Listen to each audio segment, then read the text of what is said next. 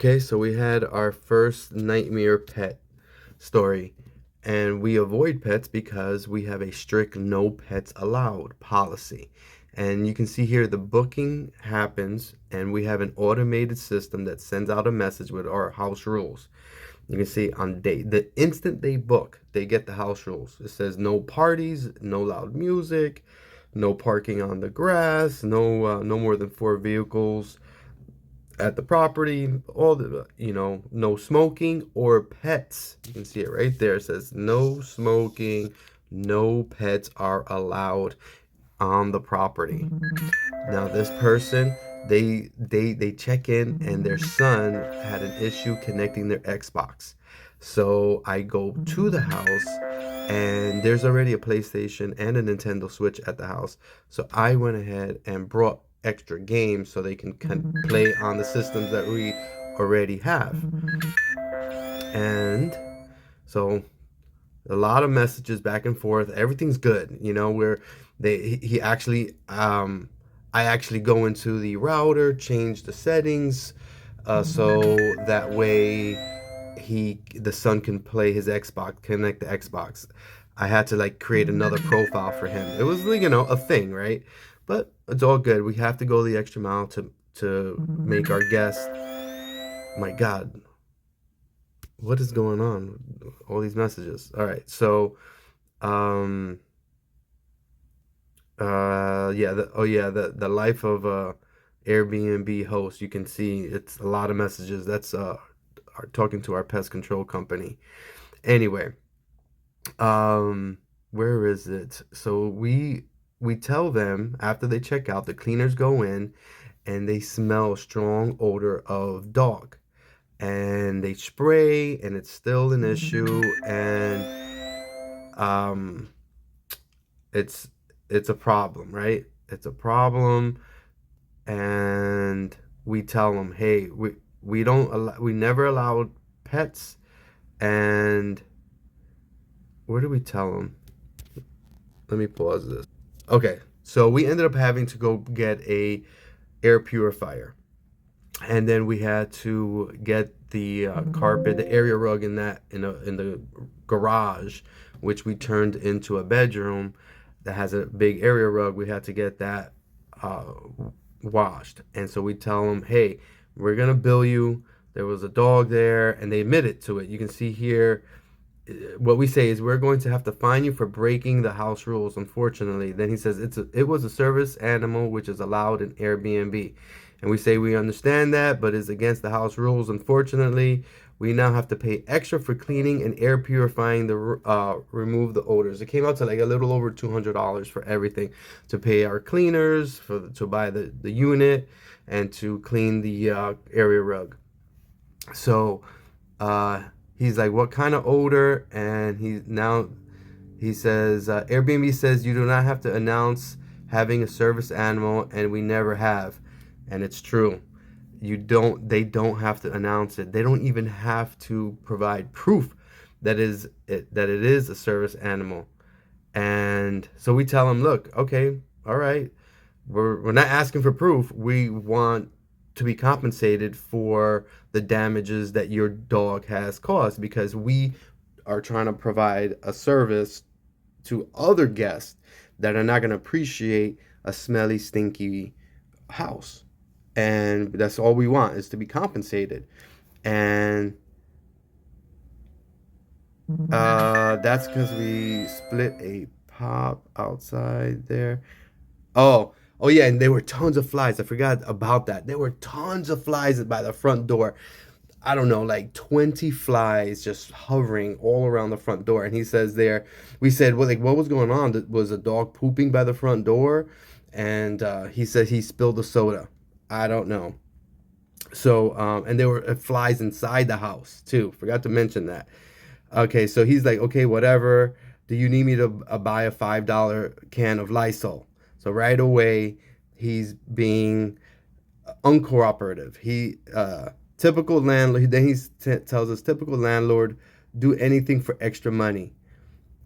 Really, really. So you are allowed to bring your service animal over with hiding it, because when I went to the house, he didn't let me ring the doorbell. He met me by the front of the house, and so he was hiding it, and the dog caused damage, and I'm in the wrong. I'm a slumlord because I want to be compensated for the damages that your dog caused.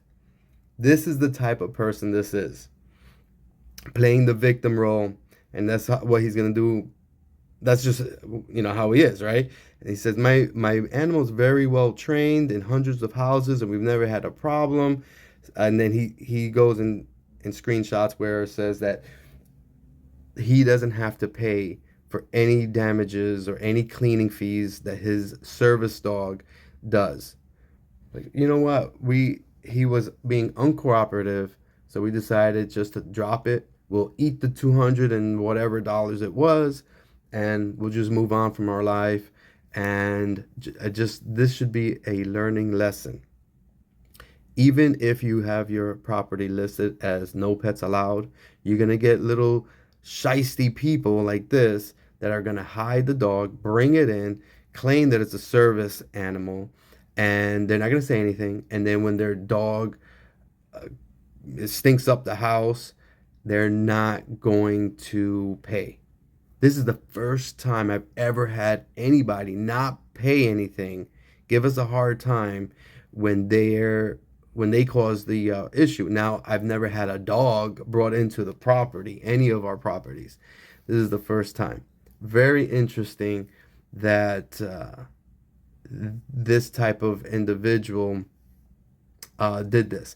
Now, I gotta admit, we opened up this property like I think 2 weeks before, so our prices are low.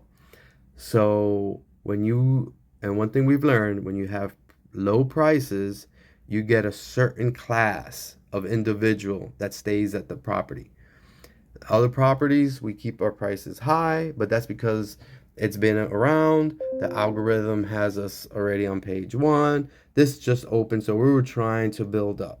But unfortunately, you run the risk of people like this that they won't respect your place, and then when you want to be compensated for something that they caused, they're just not going to do it. They're not going to pay.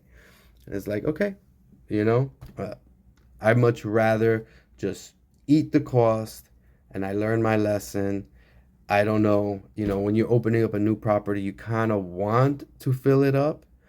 You want that calendar to be filled up so the algorithm can put you on page one. But I don't know. I'm not sure. I'm on the fence on whether or not it's worth it. If you keep your prices, I would say 75th percentile and up, you're gonna, in my experience, you avoid this class of person, this, specific type of person. Because every time we have an issue, hey, this broke or that broke or whatever, or this rug is stained, we need to clean it. Never, 100% of the time, they say, "Oh, sorry, no problem. How much is it? It's $150 or whatever," and they pay within 24 hours, no issue. But we're dealing with our a high class of guest. Our our um our percentage, our price percentile is around 90%. So we are 40% higher than the average on other properties, right? Unfortunately, this one was at 50 something percentile. So we were pretty much right at the average price. And that's what you're going to get, man. And I remember, just to finish the video, I remember when we had dropped our prices in the other property that isn't too far away, we had some people go out and dirty things, dirty pillows and dirty rugs and smoke in the house, but they paid.